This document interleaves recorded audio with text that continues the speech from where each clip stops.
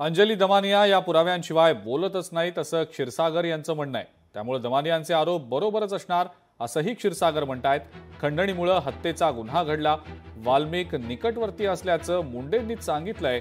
Valmik कराडला VIP treatment दिली जाते हे निश्चित आहे असं सुद्धा क्षीरसागर यांचं म्हणणं आहे।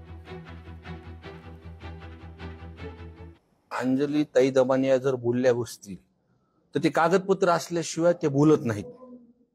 मागे जो हार्वेस्टरचा विषय जो आपल्या समोर आला होता त्यामध्ये हार्वेस्टरचा मुद्दा त्या ज्या लोकांना जो तिथं त्रास झाला किंवा ज्या लोकांनी तिथं पैसे दिलेले आहेत, संतोष अण्णा देशमुख प्रकरणानंतर ज्या पद्धतीने सर्वांनी तिथं लोकप्रतिनिधी बोलले तर कुठंतरी लोकांनाही वाटलं न्याय भेटणार आहे आणि न भीतीपोटी जो लोक शांत बसले होते, आज एक एक माणसं त्या विषयावर बोलतात। ते प्रत्येकाकडे कुणी ना कुणी त्यांच्यावरती जे अन्याय झालाय ते कागदासहित माझ्याकडे पण काही देतात। ते तसं अंजली ताई दमानिया सुद्धा त्यांच्याकडे कागद असल्याशिवाय ते बोलणार नाही। बरोबर असेल।